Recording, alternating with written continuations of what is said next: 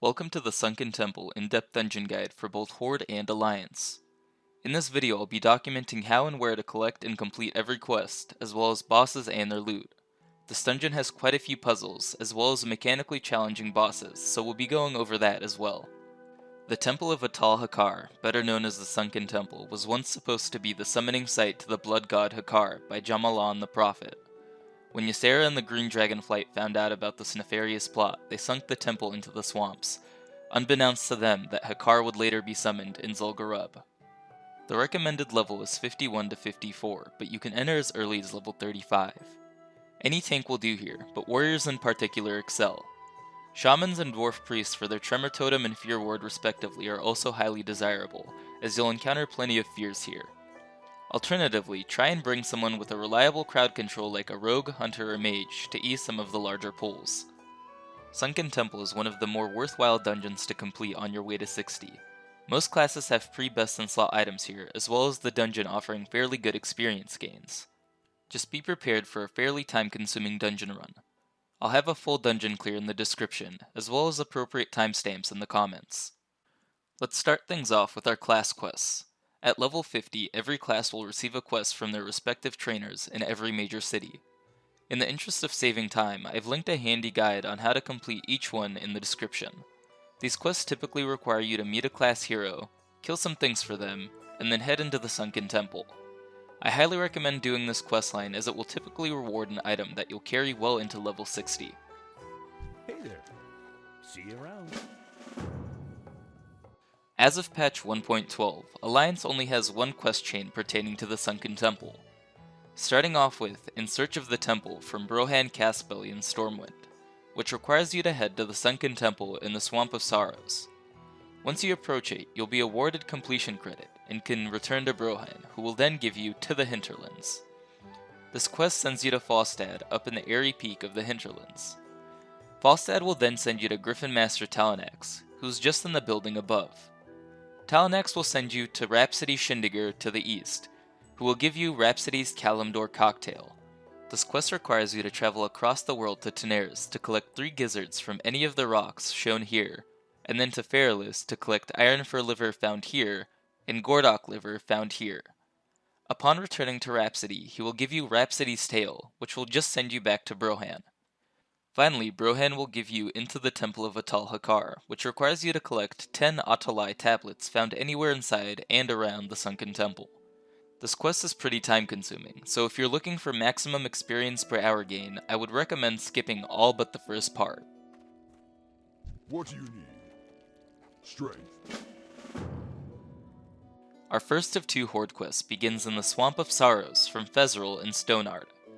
Fezral will give you Pool of Tears, which simply requires us to collect the artifacts in the lake surrounding the temple. Upon returning to Fezral, he will give us the Atalai Exile, sending us to the Hinterlands to speak with the Exile. The Exile has a neutral quest we can pick up, which I'll discuss later in the video. After delivering him the bundle of artifacts, we are sent back to Fezral.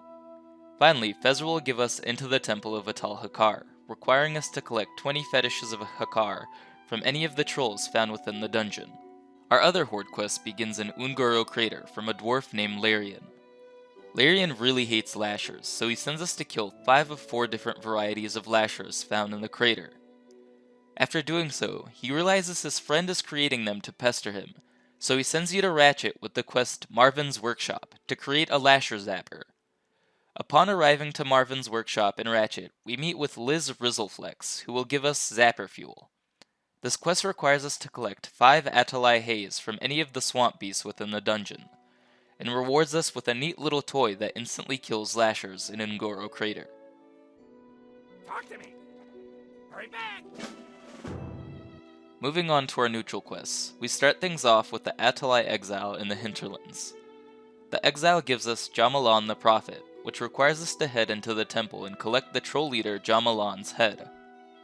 The next neutral quest, the Sunken Temple, starts with Angelus Moonbreeze in Feathermoon Stronghold, found off the western coast of Feralus if you're Alliance, and from Witch Doctor Uzeri in Camp Mohachi if you're Horde. Both quests send you to the central area of Taenerys to meet with Marvin Rivetseeker. Marvin will give you the Stone Circle, which sends you to his workshop in Ratchet to collect the stone artifact. Upon returning to Marvin, he will give you Into the Depths, which will send you to the basement of the Sunken Temple to interact with the shrine. Once you've found and interacted with the shrine, you'll receive your final quest of this chain, Secret of the Circle. Secret of the Circle will have you decipher a puzzle by clicking on the serpent statues on the floor above. The order is on the screen if you have no desire to solve the puzzle. Once done, you will summon a hidden boss, as well as unlock the idol required to finish up the quest. Upon killing the final boss of the Sunken Temple, we can loot the Essence of Eranikus, which will give us a quest that just requires us to assist what's left of Eranikus by placing him in the Essence font found in the corner of the room so he can be redeemed. But things don't really work out for him. We do get a neat trinket and some experience at the cost of his torment, though. Our final neutral quest starts from Yakinya at the Steamweedle port in Tenaris. I've discussed the beginning of this quest chain in my Zul'Farrak video, so I'll jump to where we left off. Yakinya will offer us the Ancient Egg, which requires us to collect an ancient egg holding Hakkar's essence from a cave in Jintha Alor up in the hinterlands. This quest has quite a few elite mobs, so make sure to bring some friends to complete it. Upon returning to Yakinya, he will give us the God Hakkar.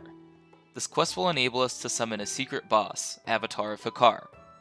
The quest text explains how to complete this fight, but be prepared as it's quite difficult. Upon killing the Avatar, loot his essence and merge it with the egg to be awarded completion. Upon entering the dungeon, the first mini-boss we can encounter if we head into the basement is the spawn of Hakkar. This is a fairly easy encounter, but be careful as there are two of them, and they both patrol around the upper basement ring. They have one ability they used, labeled Acid of Hakkar, which is a 1-minute poison that ticks every 2 seconds.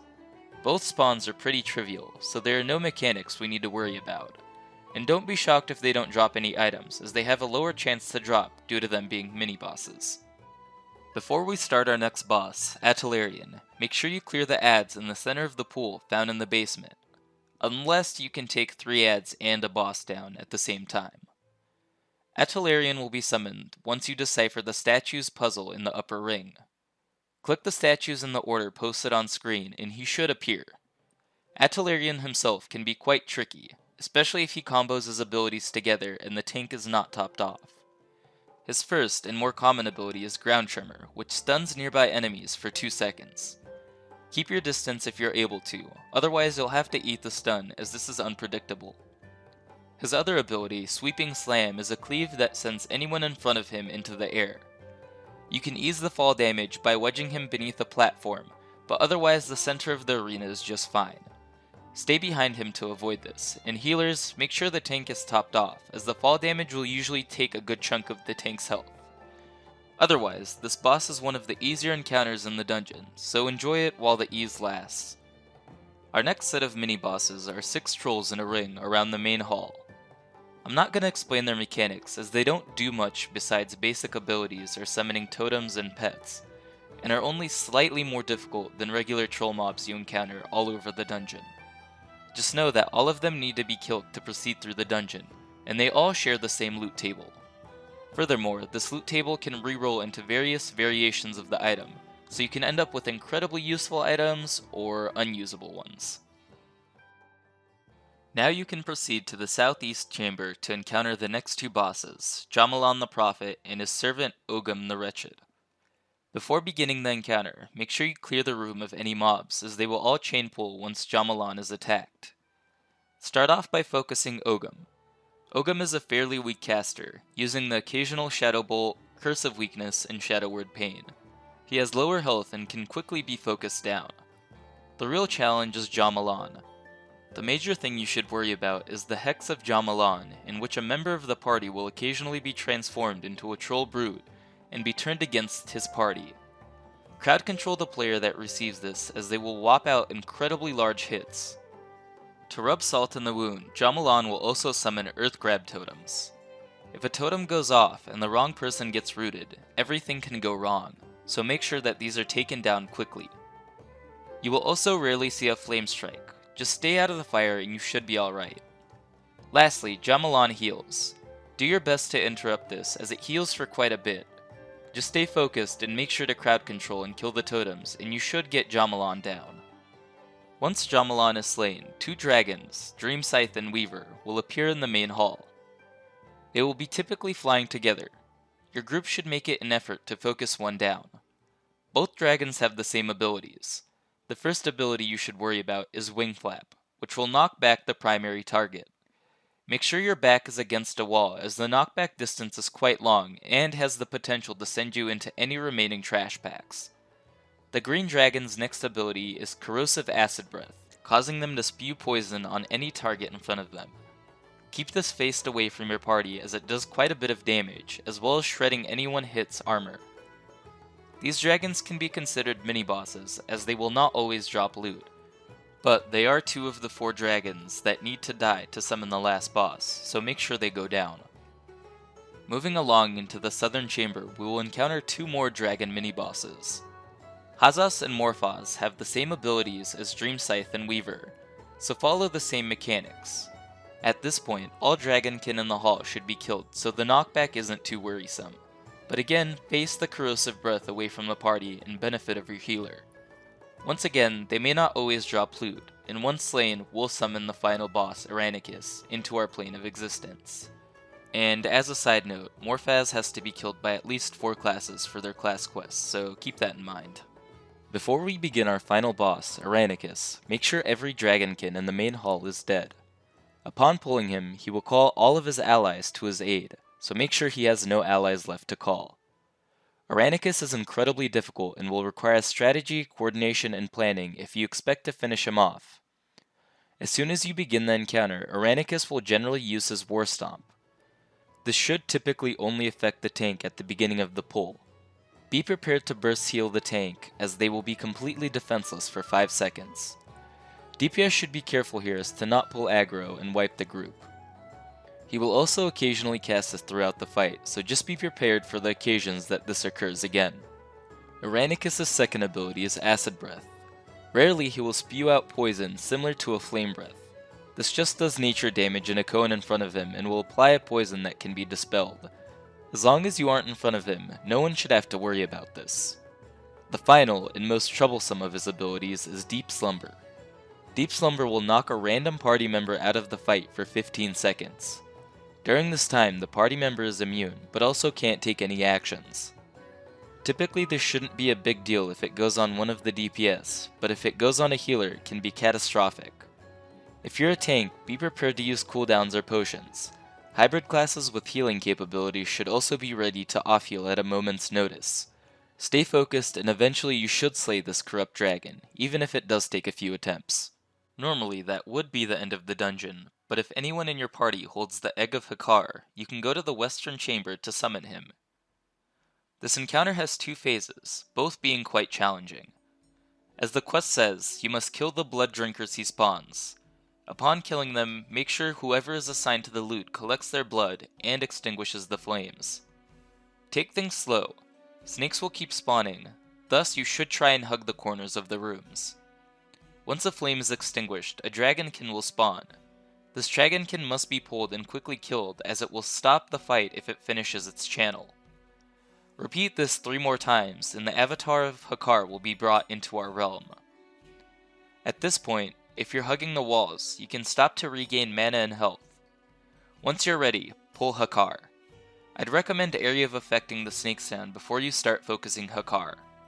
Hakkar himself can be a bit of a pain if the odds go against you. His most dangerous ability is Cause Insanity, which will buff your attack and movement speed, but mind control you for 6 seconds. This is a magic effect, so priests can dispel it, so if you did bring a priest, make sure they're on top of this. His second ability is Curse of Tongues, which will have casting speed. This ability isn't anything you'd have to worry about unless you waited until the very last moment to heal someone. The Avatar's final ability is Lash, which just stuns the tank for 2 seconds and has a minor chance to disarm, which is another one you shouldn't really need to worry about. Otherwise, that's it for Hakkar. Once he's slain, you'll be awarded with some fantastic items. I'd recommend every party do this boss if you have the option to, as his items are pretty incredible. And that was it. I hope you enjoyed the guide for the Sunken Temple. I just want to thank all the new subscribers who popped up in the last 2 weeks, even though I haven't been as regular with my uploading. And thank you for all my longtime subscribers for your support. I really appreciate it. As always, thank you for watching, and I hope you have a great day.